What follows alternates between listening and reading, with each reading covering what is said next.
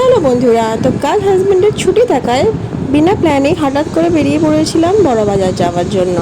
তো হাজব্যান্ড বললো যে কি চলো কিছু কেনাকাটা তো নেই, এমনি চলো ঘুরে আসি কোথাও থেকে।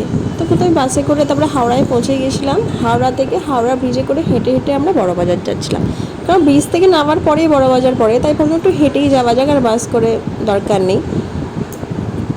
হাওড়া ব্রিজের ওপর দিয়েই গঙ্গার ধার দিয়ে হেঁটে যেতে বেশ ভালোই লাগে। আর বড়বাজার গেলে একটা জিনিস খাবো না, এটা হতেই পারে না, এটা হলো এই আঙ্কালের কাছে ধোসা। এই কাকুর কাছে ধোসাটা খুব সুন্দর, একদম টেস্টি, রিজনেবল প্রাইসে মশলা ধোসা। না একটা ধোসা খেলেই আপনার এনাফ পেট ভরে যাবে। আপনারা যারা বড়বাজার আসছেন অবশ্যই আমি বলবো এখানে ধোসা অবশ্যই ট্রাই করবেন।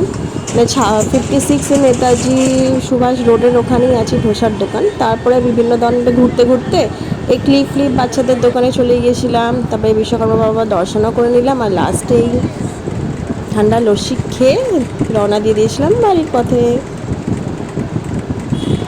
হঠাৎ করে প্ল্যান ছাড়া ঘুরতে যেতে তো সবাইকারই ভালো লাগে বলুন, প্ল্যান করে থাকলে অনেক সময় সেটা সম্ভব হয় না, আর বিনা প্ল্যানে ঘুরতে যাওয়ার একটা মজাই আলাদা। তো ব্লগটা কেমন লাগলো অবশ্যই লাইক কমেন্ট শেয়ার করে দেবেন।